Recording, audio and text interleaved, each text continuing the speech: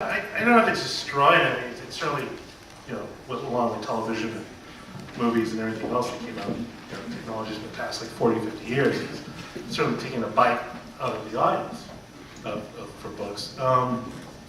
But I think books and book culture is sort of, I think they will survive regardless of what the public in general goes in terms of popular culture and this sort of thing. So in that sense, no, I don't think it'll make things more difficult in terms, perhaps, of other things that we like about society, just in terms of how we interrelate, how we understand each other, how we understand our community, and these sort of things.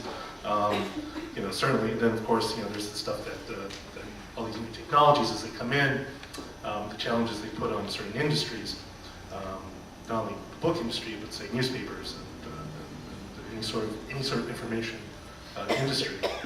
Yeah, it's going to have an effect. But I'm not prepared to say it's going to destroy. It's going to make life harder, if not just because of the technology, if only because there seems to be, speaking as a publisher, no business model behind how to how to actually provide books online and making them available for download and not hurt your own bottom line in terms of making books as physical objects. And of course, we know how great the internet's been for newspapers. So, I think just in that sense, that narrow sense, it's going to be bad, because I personally believe that as it becomes more and more difficult to make a living as a professional journalist, everyone's going to suffer. That's just how it's going to be. I'm not saying that eventually there won't be some leveling out or equilibrium and things will get better, but for a while you can expect a lot of corruption, you can expect a lot of things to slide by that normally would have got some sort of attention. Hello. This fall, it will be 10 years since I first published my first book, and I tried to get published for about 5 years before that. And over those 15 years, every time I spoke with anyone in publishing, I was told it was the worst time in the history of publishing. And 15 years is not such a great long time, but it still speaks to the almost constant desperation of publishing and the constant miracle that associates with it. And when you take a broad look at literature and commerce, it's never been a great match. You were working for the church at the beginning if you were getting into print, and then your choices were rich eccentrics who ran publishing houses, or corporate entities, which is almost the same thing, I think, as a rich eccentric, certainly in their behavior. And so I always find it just a miracle that printing exists.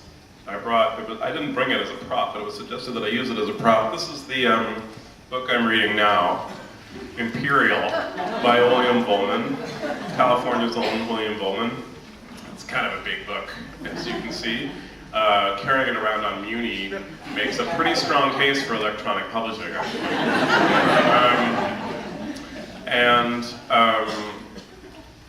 I don't find it a travesty that something like this is endangered. I find it a miracle that it exists. It just seems, I can't believe it. It's more than 1,000 pages long. It is a kind of impressionistic, blow-by-blow piece of journalism and philosophical exploration of certain border towns between California and Mexico over the past 150 years. Now, I like it a lot, but I don't fancy that it would have an enormous audience if only it were publicized the right way. I think it has a small audience, and when I think of the amount of effort that went into anyone associated, tech is failing us.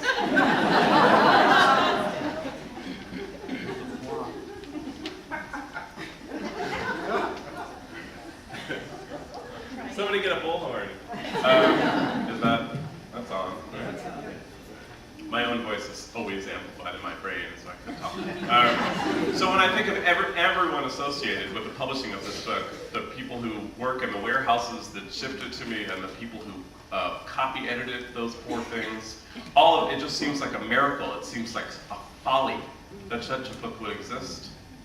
And everyone I know who is associated with literature, including our charming moderator and the people on the panel who I know, are similarly deranged in their enterprise, I think.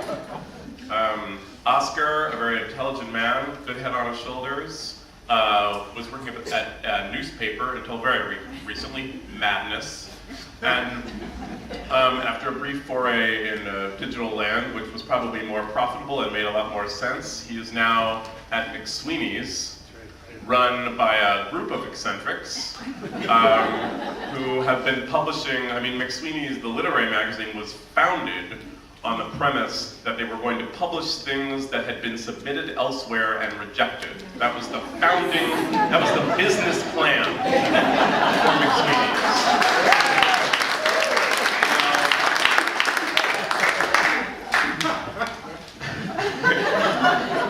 No financial whiz kid, but I know enough that marriage to capitalism, it's a miracle that it squeaks through, and I believe very strongly in the miracle of literature, and I think that yes, there are, I find very frightening things about electronic publishing. For me, the story of the edition of 1984 that was banished from Kindle makes me think of, say, a nonfiction expose on a pertinent subject that would get a cease and desist letter from lawyers and would disappear the moment that people might want to read it, say before an election. And that makes me extremely nervous. But in terms of the book as an entity and literature as a thing, I believe it is a miracle that for some reason has managed to squeak by as long as there have been people, and I believe it will continue to squeak by.